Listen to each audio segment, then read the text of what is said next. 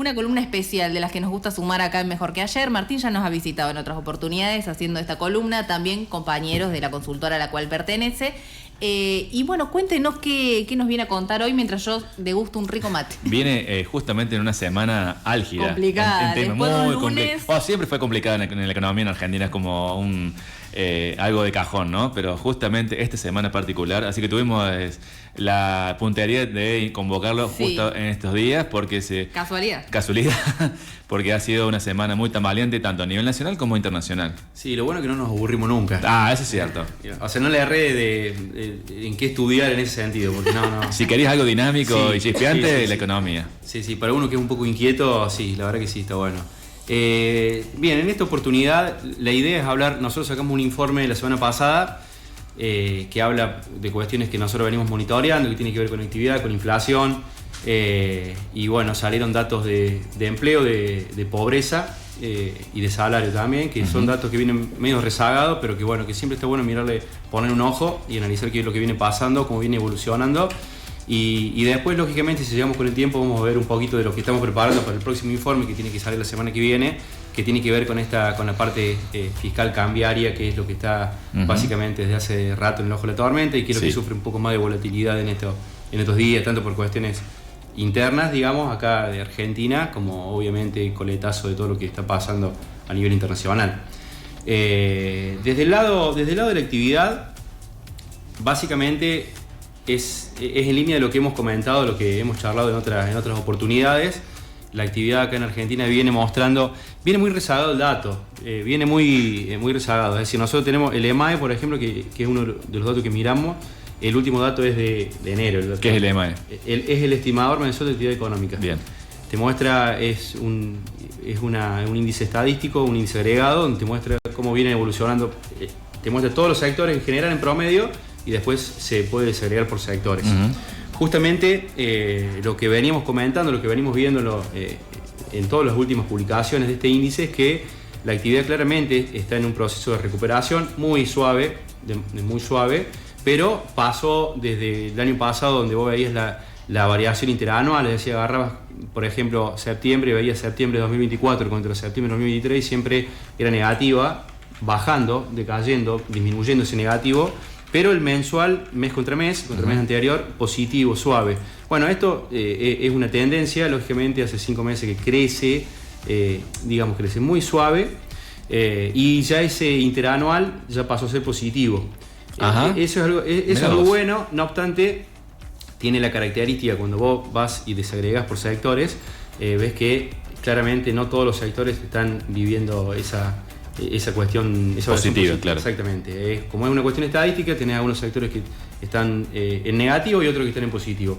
A diferencia de otras mediciones, de otros datos que veíamos, lo hemos comentado, no sé si recordaron en algún momento, que los datos que traccionaban para arriba, los sectores, tenían que ver con el agro, energía y agro, que son menos intensivos en mano de obra. En este caso puntual, de la última medición, vemos a comercio, que ya es uno de los sectores que sí es más demandante de mano de obra y demás, claro, que con un crecimiento interanual del 25% y en el mensual también creciendo.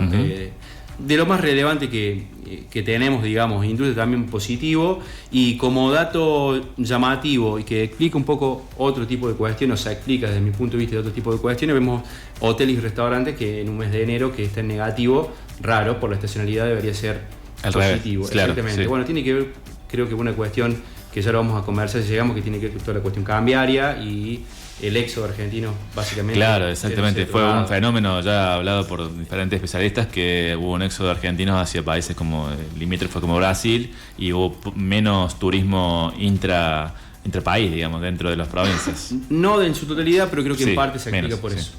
Sí, exactamente. Eso es lo que tiene que ver con la actividad. Hacia adelante hay que...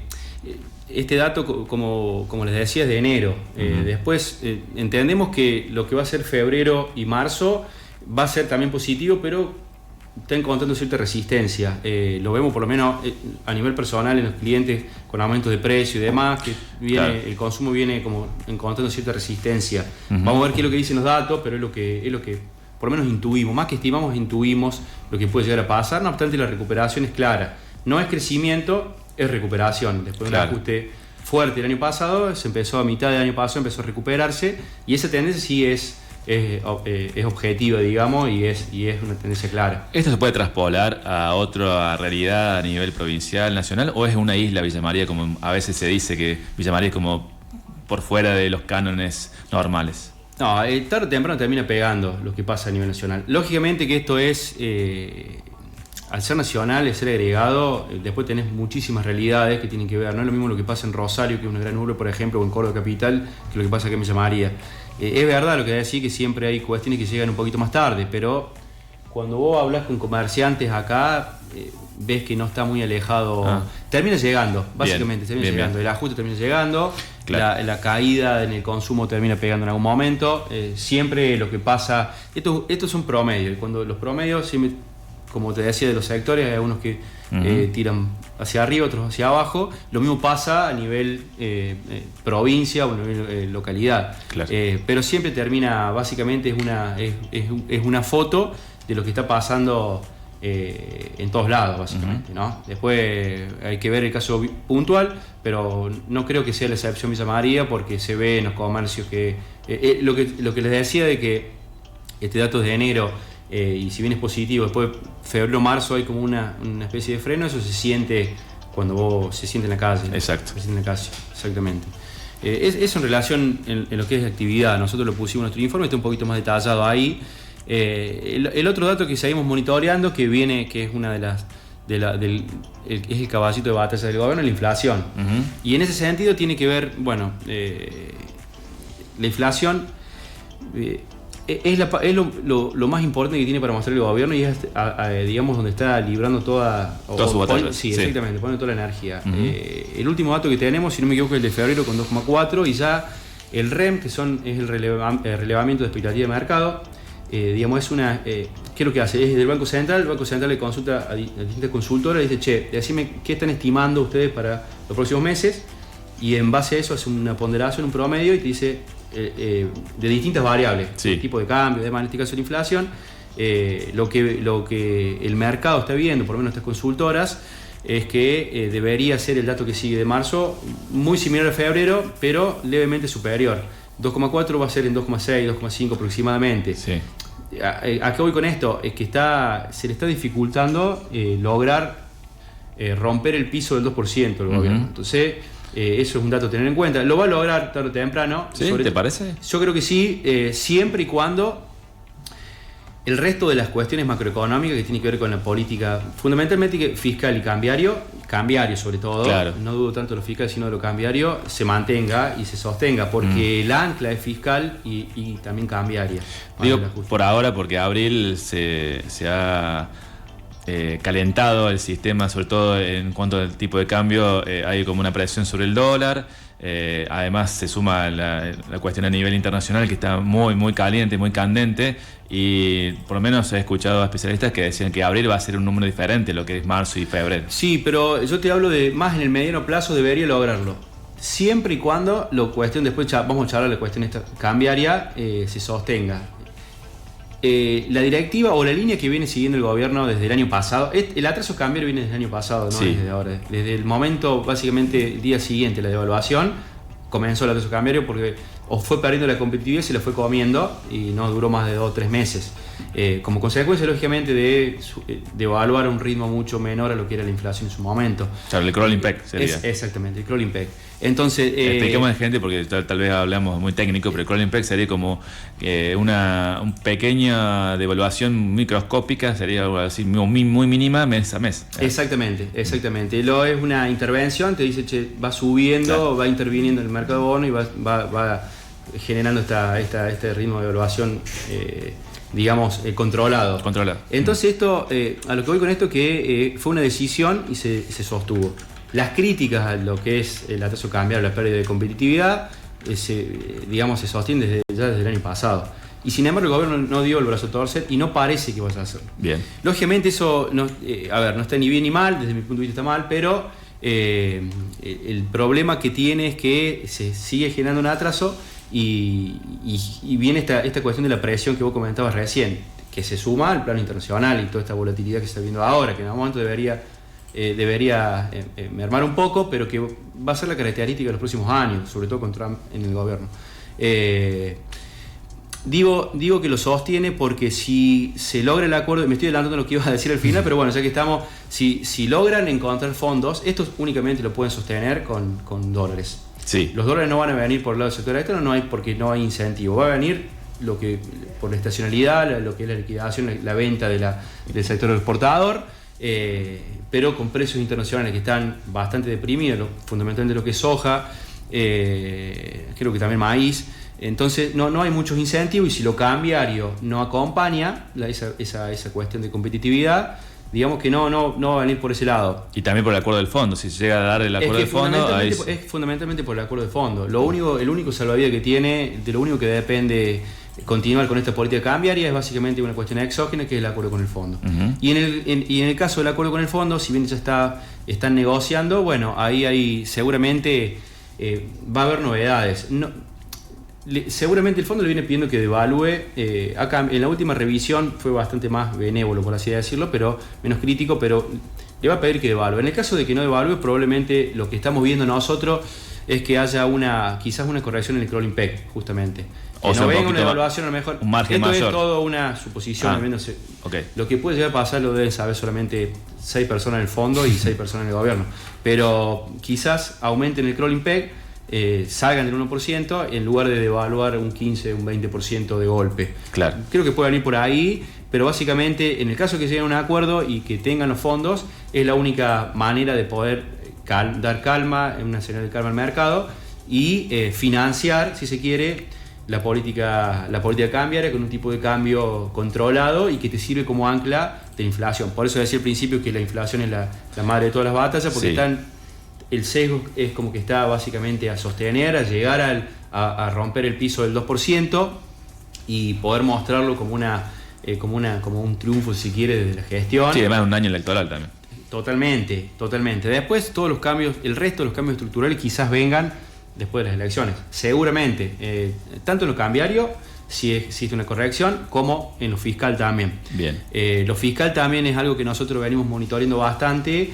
Desde el año pasado sostenemos que valga la redundancia, que no es sostenible, no es sustentable la política fiscal desde el punto de vista de que o cómo lo han venido manejando, formó parte de un programa, de una coyuntura, pero que a largo plazo claramente no resiste ningún análisis de que se pueda seguir ajustando y bajando impuestos. O sea, llega un momento que no tenés dónde ajustar. Si bien hay cuestión de precios relativos que acomodar todavía, no tenés mucho margen para ajustar, no hay obra pública. Claro. El sector público ya básicamente no resiste, eso lo vamos a ver cuando hablemos un poco de salario. Las transferencias de las provincias están prácticamente frenadas de hace un tiempo. Sí. Entonces, creo que esta cuestión, que es más estructural, para que sea sostenible, sí es una bandera y han logrado generar buena expectativa, sobre todo como ancla, y de cara al mercado, buscar el equilibrio fiscal. Esto creo que es saludable.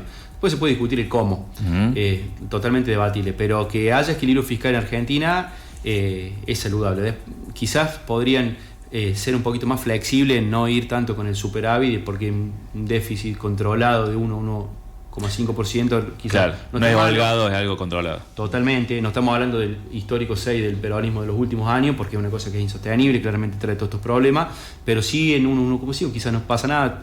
Todos los países, o la gran mayoría de los países, tienen déficit, el tema es cómo lo financias. Exacto. Pero bueno, más allá de eso, entendemos que esos cambios estructurales, y la sostenibilidad del plano fiscal, quizás tengamos novedades hacia dónde vamos más adelante. Si es por lo que pregona, lo que dice el gobierno, vamos a un esquema de menores impuestos. Hay que ver después qué se financia con esos impuestos en materia de gasto. Entonces creo que eso todavía es una incógnita. Como está hoy, no vemos que vaya a cambiar la cuestión fiscal, o que haya grandes resistencias desde ese punto de vista, sobre todo porque a nivel social bastante sigue existiendo apoyo y los niveles siguen siendo altos. Sí, están bajando, pero bueno, no tuvimos, digamos que con el ajuste del año pasado no hubo grandes manifestaciones, por así decirlo. Entonces hay cierto apoyo que debería durar este año, con una política fiscal que, insisto, creemos que no es sostenible en el tiempo. Pero sí, estos cambios los vamos a ver quizás después de las elecciones, el año que viene probablemente, en la apertura de sesiones, me imagino yo, del año que viene. Ahí me adelanté un poco a la cuestión cambiaria, pero que es básicamente lo que está hoy en el ojo, desde hace tiempo, en el ojo de la tormenta, y todo el resto depende básicamente de que haya que sea sostenible desde lo macroeconómico, que se ordenó mucho, pero que bueno, justamente que sea sostenible desde lo fiscal, desde lo cambiario, desde lo financiero también. Entonces, bueno, es como el perro que se muerde la cola. Hoy tenés que buscar plata del Fondo Monetario para sostener una política cambiaria que usás de ancla para la inflación, y a la vez el fondo te está diciendo, che, pero tenés que hacer correcciones en el tipo de cambio porque está atrasado, o tenés que no intervenir o no usar los dólares. Vamos a ver qué pasa con eso también. ¿Para qué le dejan hacer con los dólares? Claro, qué destino van a tener. Exactamente. Y cuáles son las condicionalidades, porque el fondo siempre te presta con condicionalidades. Entonces, eso está todo por verse. Esto no lo discutimos con los chicos en la consultora, pero a nivel personal creo que el monto va a ser holgado, bastante grande, para que le queden netos, digamos, unos 20.000 millones. Claro, fondos frescos y fondos que se van a hacer para la diferencia es que si vos recibís 20.000, que lógicamente vienen en tramos, vos tenés en los vencimientos por 14 en los próximos años, entonces el neto te queda bastante corto.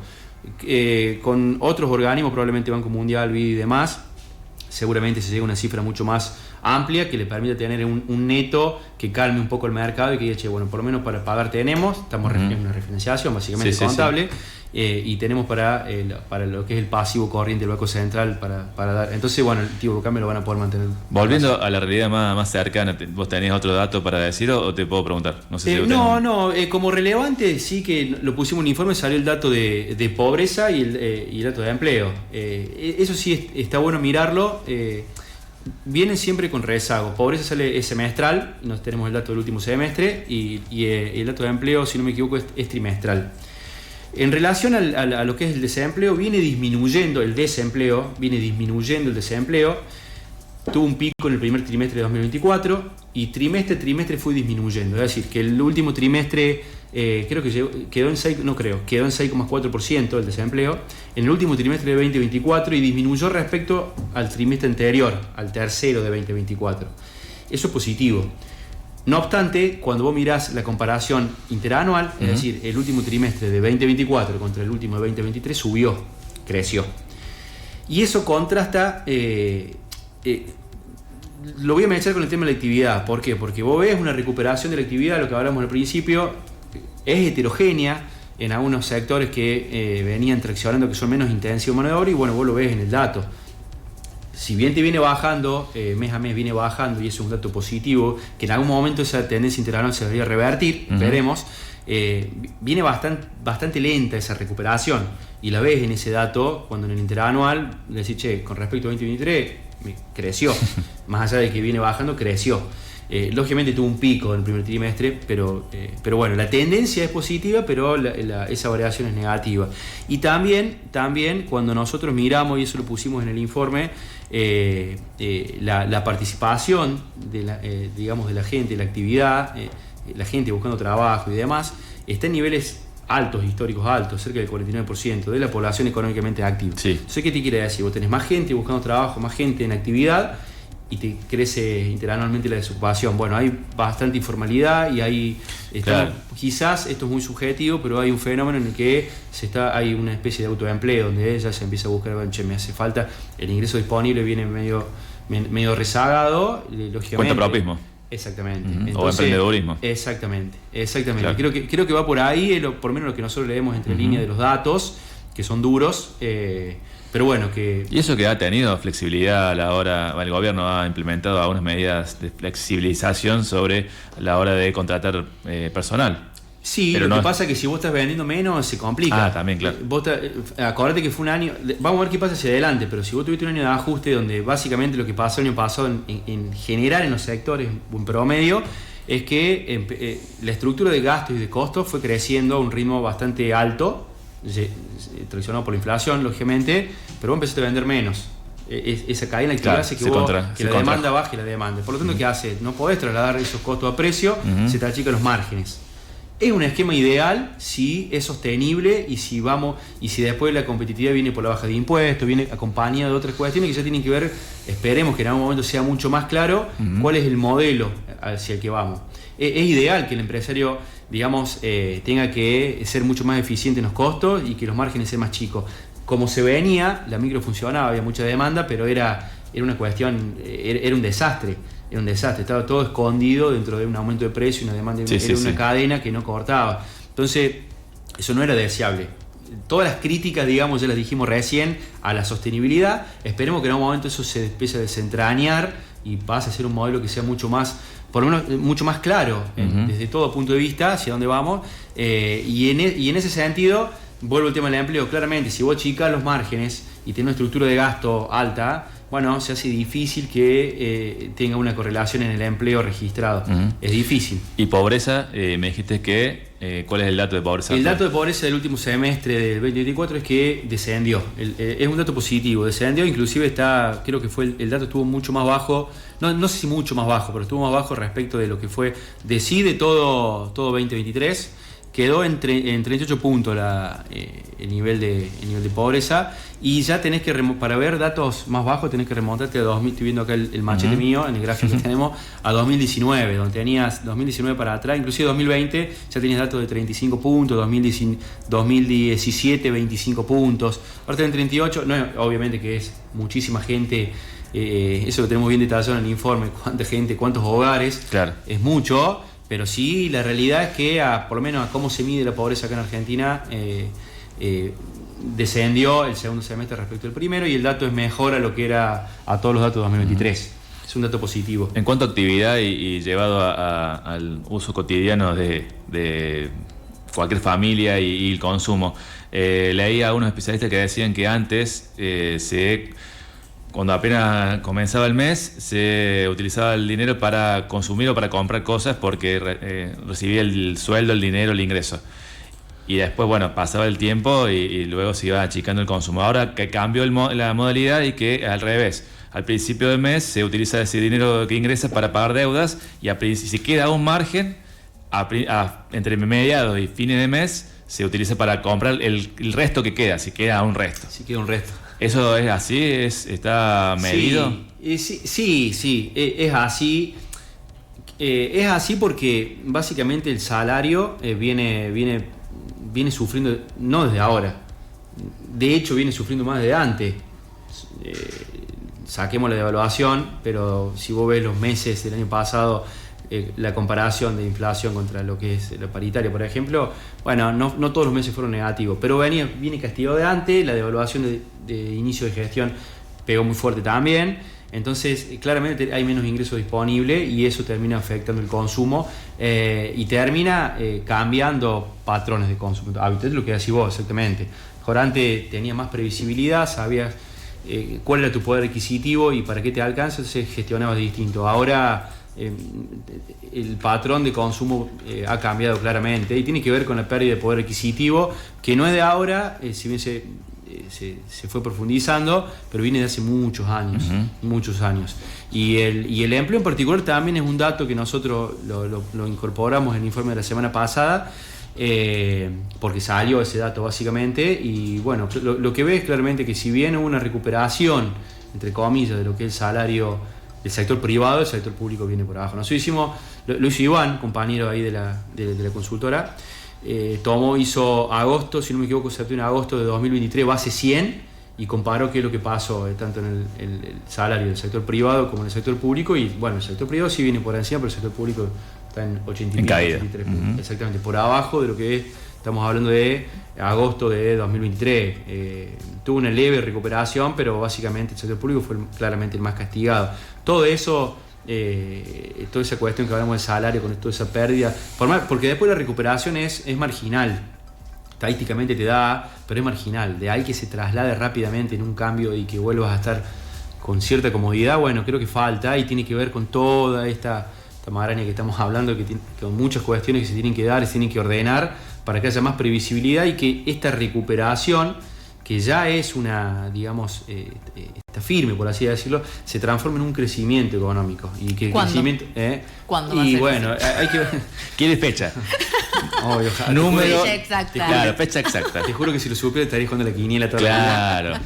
Pero es complicado porque es difícil de estimar porque todo esto que estamos hablando son cuestiones sueltas que tienen que resolverse, y una que te falle, que no haya acuerdo con el fondo, por ejemplo, por decirte, va a haber acuerdo, que no haya acuerdo con el fondo básicamente te rompe, El esquema. punto de vista, casi que te rompe el gobierno 2 años antes, desde mi punto de vista, porque rompe todas las expectativas que han generado y que están agarradas de los pelos. Son buenas, son muy buenas, han hecho cosas muy buenas desde lo macroeconómico, pero en 2 segundos se te rompen. Si no tenés cómo sostener el poder de eficacia, si te va inflación, rompes expectativas, se empieza a remarcar, chau.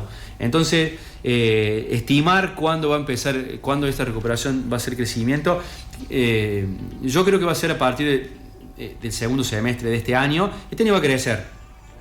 Ya por arrastre estadístico, por lo que por una cuestión estadística, 3 puntos va a ser superior este año al año pasado, ¿no? Estadísticamente, y 2 puntos más le va a aportar. Todas las consultas, este relevamiento de expectativa de mercado en promedio da que el crecimiento del PIB para el año que viene va a ser, en 2025 va a ser 5 puntos superior respecto del año pasado. Entonces ya vas a tener que eso después sea crecimiento, es claro, otra cosa. Es otra cosa. Y que el crecimiento a largo plazo se transforme en desarrollo, bueno, ya me voy un poquito más allá, es otra cosa que hace mucho que no vemos. Entonces, esperemos que si va todo bien, que el año que viene sea el año de ciertas reformas. Esperemos que esas reformas estén bien distribuidas, digamos, en todos los sectores de la sociedad, y que sean sostenibles, que tengan apoyo, y que realmente pueda existir un crecimiento que bajándolo a la micro, todo lo que venimos hablando, de que genere que las empresas tengan previsibilidad, que vengan las inversiones. Hay una cuestión que no hablamos, que es el tema del cepo. Hoy tenemos reservas negativas, tiene que ver con toda la cuestión cambiaria. Sí, no se va a levantar el cepo de acá. No, tener reservas, tiene que ver con lo que venimos hablando. Yo no lo mencioné, pero tener reservas netas negativas. Sí, claro. Hoy la posición es vendedora en los últimos meses, estamos en menos de 25 mil millones de dólares.